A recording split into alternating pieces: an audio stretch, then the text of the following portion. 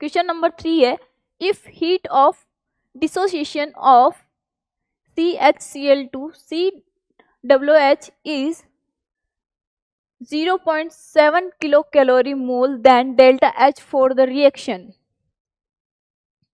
इसके लिए reaction find out करनी है। ठीक है, तो सबसे पहले न्यूट्रलाइजेशन की जो रिएक्शन की है उसमें हमें पता होना चाहिए कि जो स्ट्रॉन्ग एसिड और स्ट्रॉन्ग बेस है, जब मेरा strong acid plus strong base react करते हैं और न्यूट्रलाइज होके सॉल्ट प्लस वाटर का फॉर्मेशन करता है, राइट, तब उसकी जो डेल्टा एच होती है वो होती है -13.7 किलो कैलोरी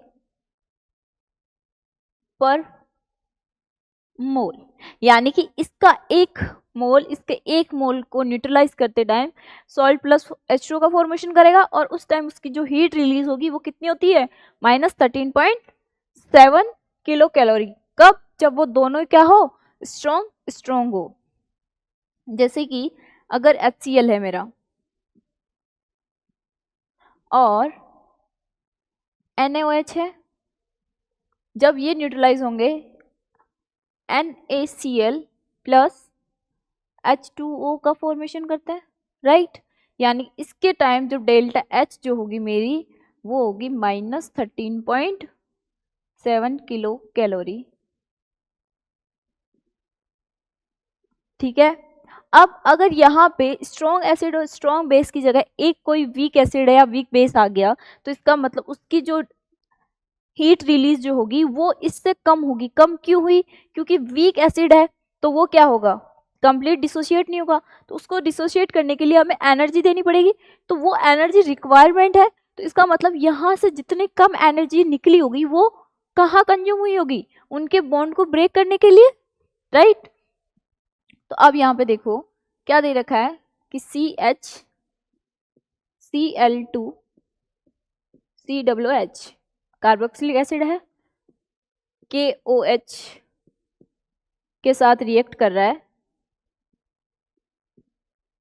और कन्वर्ट किस में होगा, सॉल्ट प्लस, यानी कि CHCl2 CO के, राइट, और प्लस H2O, यही होगा। यानी कि अब इसके लिए डेल्टा H पूछा गया है कि कितना होगा। अब और एक इंफॉर्मेशन दे रखी है कि heat of dissociation of this, यानी कि जो ये वीक एसिड है ये मेरा क्या है, वीक एसिड है, तो इसको डिसोशिएट करने के लिए मतलब CHCl2 इसको डिसोशिएट होगा तो ये किस में कन्वर्ट होगा, CHCl2 COO minus plus H plus में। अब इसको डिसोशिएट करने के लिए इनके पास एनर्जी की रिक्वायरमेंट है, जो डेल्टा H है इसका वो कितना है 0.7 किलो कैलोरी पर मोल।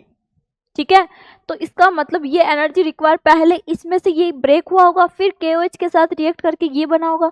इसका मतलब जो डेल्टा H है वो मेरा कितना आना चाहिए,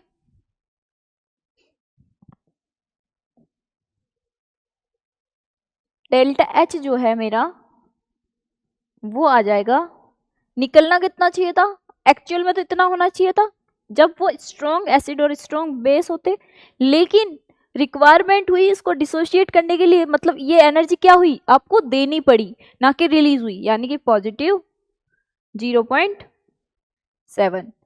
तो यानी कि डेल्टा H जो आएगा वो क्या आएगा -13 किलो कैलोरी पर मोल। ठीक है, तो इसका मतलब इसकी जो आंसर आएगा वो आएगा -13.13 किलो कैलोरी पर मोल के लिए। अब यहाँ पे देखो बच्चा कहाँ कंफ्यूज करता है, एक तो बच्चे को यहाँ साइन कन्वर्जन में बहुत दिक्कत आएगी कि यहाँ पॉजिटिव कब लेना है नेगेटिव कब लेना है।